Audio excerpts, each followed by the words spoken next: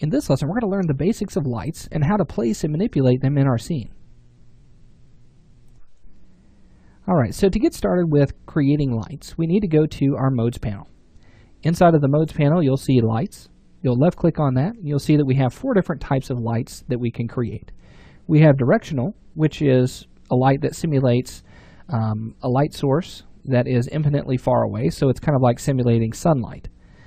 We also have a Point Light, which simulates light that is emitted from a single point in all directions, so it's going to have a spherical shape to it. Then we have Spotlight, which simulates light that is emitted from a single point in a cone shape. So this is going to be much like a flashlight. And then we also have a Skylight, which captures the distance parts of a level and applies it to the scene. So it's going to sample colors from our skylight and then place those on other objects in the scene. So to get started with this, let's learn how to place these lights into the scene. We're going to start out with a point light because this is one of the most commonly used lights in all of your levels that you'll see. Okay, they're very, very flexible. So let's go ahead and left click and drag that into the scene, and we'll drop that.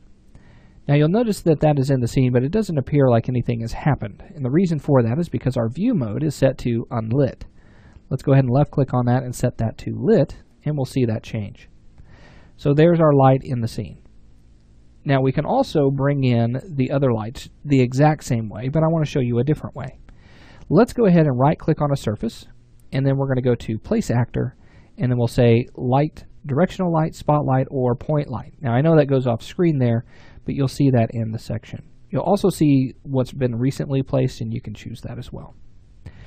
Alright, so either way will work. Let's go ahead and actually add one of those. I'll add a point light just really quickly, and you'll see that that adds right where I had right clicked on the surface. Go ahead and delete that, and then we'll just have the one point light. So now let's talk about manipulating these lights. To do this, we need to select those, and then we can use W, E, and R to move, rotate, or scale.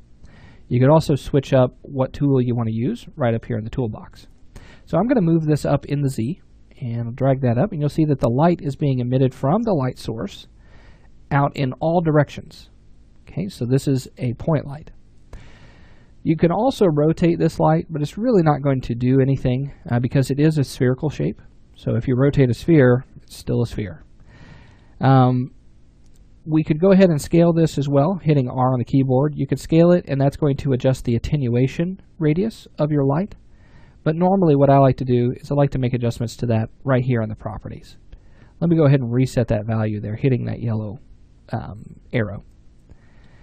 So point lights are pretty easy. Most of the control is through the positioning, so using the move tool, and then the scale to adjust the attenuation.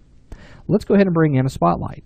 Left click and drag that into the scene, and I'm going to go ahead and grab my move tool, hitting W, and I'm going to pull that over in the Y direction, pull it up in the Z, and I'm going to put it right here on this hole that's in the side of the cave. So I'll put it right up there. Let me raise that up some, pull that over in the Y, and then you'll notice that by default it's pointing straight down. But in this case I want it to point as if light is coming through that hole. So let's grab our rotation tool, hitting E on the keyboard to do so, and then rotate it along the Y. Okay, so there we've rotated that. The spotlight is now pointing sideways through our cave here. Now you'll notice it has a much different shape than our point light. Okay, it's more of a cone shape. Now we'll be talking about how to manipulate that shape here in just a little while. So now we also have the directional light, and we already have one in the scene. So let's go ahead and select this light source in our scene outliner, and let's hit F on the keyboard, and you'll see that it draws the camera out to where we can view that. The most important thing to remember about the directional light is it does simulate something like sunlight, and so really 1 is a good value to have, or 1 is a good amount to have in your scene. The most important thing about the directional light is its rotation. The overall positioning doesn't matter. Okay, it could be inside the cave, it could be outside the cave, it could be above or below, it doesn't matter.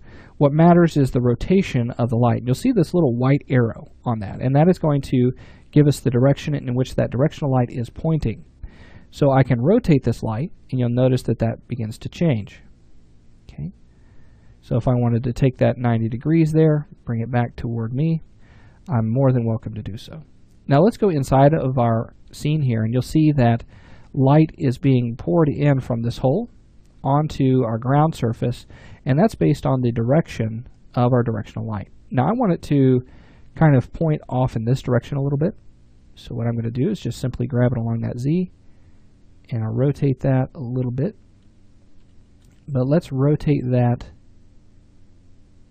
this direction, so that way it's kind of pointing off here. If you want, you can take a look at the rotation values. I'll show you those.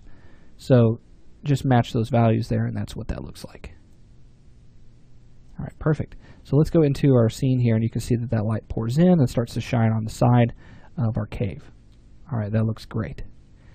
So now let's take a look at our final light type, and that is our skylight.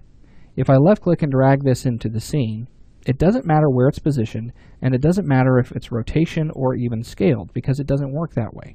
What it does is it captures the light information or the color information from the outside world and brings that in and applies it to all of our surfaces. Now that's based on the source type, but we'll talk about that later. So point lights can be moved, so they can be positioned. Doesn't matter about their rotation. Their scale is going to adjust its attenuation. Cone lights, they can be moved or rotated. Okay, that's a direct effect. You could also scale them, and that's also going to adjust their attenuation. Directional lights, they can be rotated. Their position does not matter. And then skylights, it doesn't matter where it's positioned or even where it's rotated. Okay, so we can leave that just the way it is. So in our next lesson, what we're going to do is we're going to take a look at the lighting properties of our lights. And we'll start out with this point light, and then we'll go through the major properties, and then we'll talk about some of the specific properties of the other lights. And we'll get into that next.